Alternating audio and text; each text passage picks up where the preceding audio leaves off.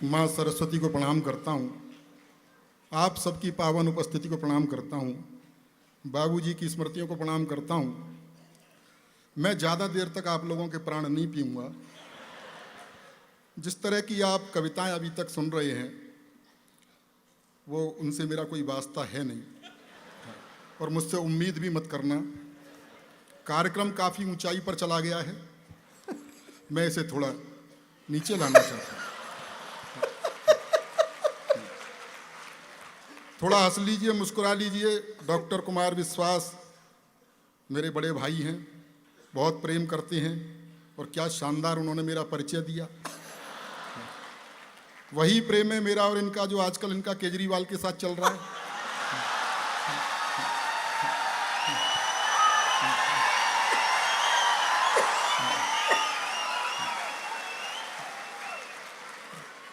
सच बता रहा हूं मैं आपको, हम और डॉक्टर कुमार विश्वास इकट्ठे जवान हुए, इसमें हंसने की क्या बात है। हम और डॉक्टर कुमार विश्वास इकट्ठे जवान हुए, वो बात अलग है कि ये जवान हो गए और मैं इकट्ठा। 17-18 देशों की यात्राएं मैंने इनके साथ की हैं, कई देशों में मुझे ले गए हैं, और प्रेम करते हैं इसलिए ले जाते हैं ऐसा नहीं है, वहां से इज्जत बचा के मैं ही लाता हूं। हाँ भाई, किसी भी देश में हम जब बाहर जाते हैं, इमिग्रेशन से बाहर निकलते हैं, तो भाई कविता और ज्ञान तो आदमी बाद में सुनेगा, पहले कद काठ ही देखता है। जैसे ये बाहर निकलते हैं, विदेशी इन्हें देखते हैं और कहते हैं भारत में भुखमरी है। बाद में मैं निकलता हूं तो समझ जाते हैं क्यों है। बहुत अच्छे।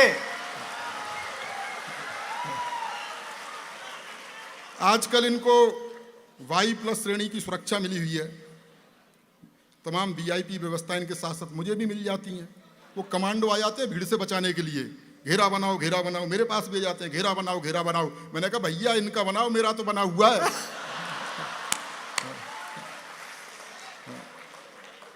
प्रेम प्यार की कविताएं लिखते हैं। आदरणीय पवन जी बैठे हुए हैं। पवन जी के बारे में, पवन जी बहुत शानदार कवि हैं, अधिकारी हैं, और जैसा कि कुमार जी ने बताया कि राजनीति में कदम रखा था। पवन जी, निराश होने की ज़रूरत नहीं है। हाँ, किसी को मुकम्मल जहां नहीं मिलता, किसी को जमी तो किसी को आसमां नहीं मिलता, और उसको मिला है तो तिकड़म जरूर की होगी, टिकट किसी को खामखा नहीं मिलता। हाँ, इन चक्करों में पढ़ने की जरूरत नहीं। शेरो शायरी देखो, गजल वजल के चक्कर में मैं पढ़ता नहीं हूँ। हाँ, थोड़ी देर हंसाने का काम करना चाहता हूँ। गजल का क्या है, गजल सुनने के बाद ऐसा लगता है कि जैसे अपनी 10-15 प्रेमिकाएं थीं और वो छोड़ के चली गई। सच बता रहा हूँ सुधीर भाई साहब, पिछले दिनों मैं जगजीत सिंह की गजल सुन रहा था। हाँ, तो मुझे लगा कि मेरी प्रेमिका मुझे छोड़ के चली गई है, तो मैं 2 घंटे रोया। उसके बाद याद आया कि अपने तो कोई प्रेमिका थी ही नहीं, तो 4 घंटे रोया। फिर याद आया कि यार अपन तो शादीशुदा हैं, तो पूरी रात रोया। बोल बाके बिहारी लाल की। ये गजल वजल के चक्कर में मैं पढ़ता नहीं हूँ। डॉक्टर कुमार विश्वास प्रेम प्यार की कविताएं लिखते हैं, पूरी देश दुनिया ने गाए। और देखो, हो सकता है इनको दिखी हो प्रेमिका की नीली नीली आंखें, तो वैसा लिख दिया। मुझे तो उसके बाप की लाल पीली पहले ही दिख गई थी। ऐसा नहीं कि प्रेम में सब कुछ ठीक ठाक चलता है, कभी कभी प्रेम में परिणाम दूसरी तरह के भी निकल के आते हैं। मैं बहुत सीधा सरल लिखता हूँ। अच्छा, ये प्रेम प्यार की कविताओं से ज़्यादा प्रभावित होने की ज़रूरत नहीं है। ये जैसे ये बता रही थी, वो भी बता गए। ये कुल मिला के कॉलेज टाइम में जो हरकतें की गई होती हैं उसका काव्यानुवाद है। कॉलेज तो मैं भी जाता था। अच्छा। लेकिन मैं पढ़ने जाता था।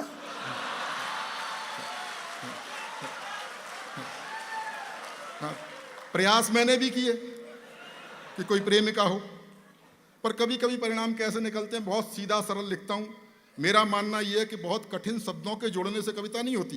बहुत से कवि आते हैं, बहुत कठिन कठिन शब्दों का प्रयोग करते हैं, चिल्ला के सुना देते हैं, आप डर के मारे ताली बजाते हो। सच बता रहा हूँ, आज बड़ा सौभाग्य हमारा भी और आपका भी कि कोई भी वीर रस का कवि नहीं है। वरना अच्छा, तर्क कुछ होता नहीं है वीर रस के कवियों पे, भावुक हो जाते हैं। पिछले दिनों एक कवि कहता था, पाकिस्तान तेरी छाती पर इंच इंच पर तिरंगा गाड़ देंगे। मैंने कहा भाई इसमें थोड़ा गैप कर ले भाई, इंच इंच पर गाड़ने के लिए निकलेगा कहां से? मैं बहुत सीधा सरल लिखता हूं, आनंद लीजिएगा, मैंने भी प्रयास किए। अखियां लड़ गई, वाह नहीं, परिणाम सुनो। अखियां लड़ गई, एक पल्ले पड़ गई, बात बढ़ गई, दिमाग को चढ़ गई, मेरी जिंदगी में एक कहानी और गढ़ गई। इजहार किया तो 3-4 जड़ गई, महीनों की आशिकी मिनटों में झड़ गई।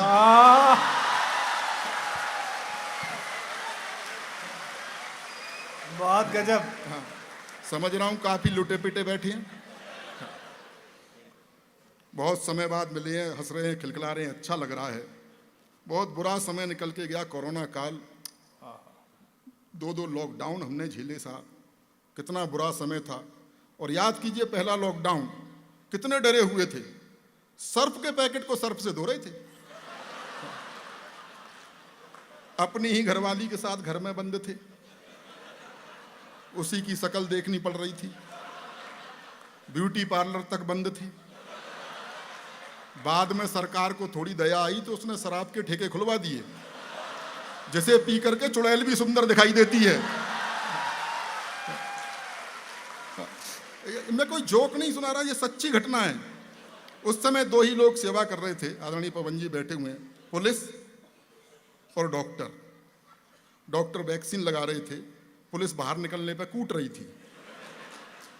डॉक्टर पूछ भी लेते थे कि पिछली बार किधर लगी थी, पुलिस नहीं पूछती थी।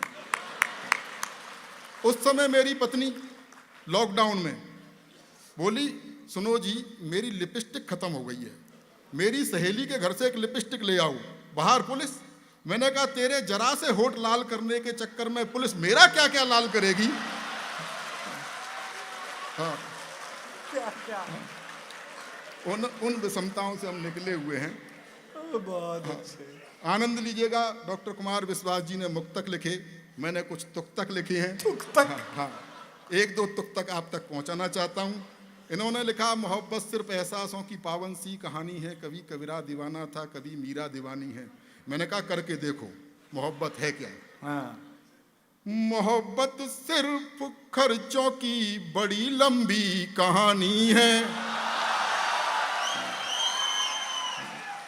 कई लोगों की चीख निकल गई, समझ रहा हूं सबका बजट बिगड़ा हुआ है।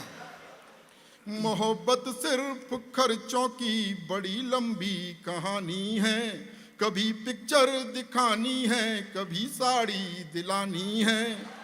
मास्टर रोज कहता है कहाँ है फीस के पैसे, मास्टर रोज कहता है कहाँ है फीस के पैसे, उसे समझाऊं मैं कैसे, मुझे छोरी पटानी है।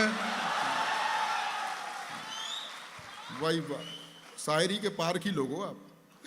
एक तक और सुन लीजिए कि किसी कमनीय कन्या का कहीं पर दीद हो जाए, किसी कमनीय कन्या का कहीं पर दीद हो जाए, संभव है नहीं उस पल सभी की ईद हो जाए।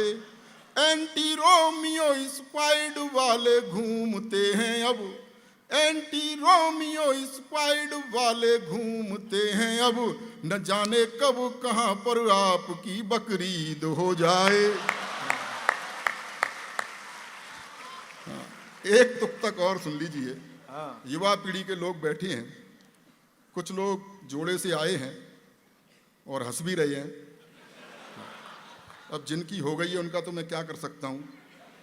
विवाहित भारतीय विवाहित महिला की पहचान होती है कि उसके गले में मंगलसूत्र यहाँ तक लटका होता है। विवाहित पुरुष की भी पहचान होती है, उसकी गर्दन यहाँ तक लटकी होती है। लेकिन जो बचे हुए हैं, एक तुक तक सुन लीजिए और आनंद लीजिए। हाँ भाई। ये बीवी तो मुसीबत की ही लेकर आएगी आंधी। अच्छा। ये बीवी तो, मैं तो झेल रहा हूं, आप भी झेल ही रहे होंगे।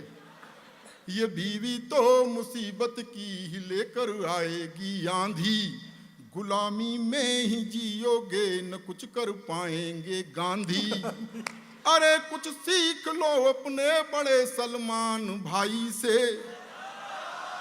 अरे कुछ सीख लो अपने बड़े सलमान भाई से, दूध बाजार का पीते रहे पर भैंस ना बांधी।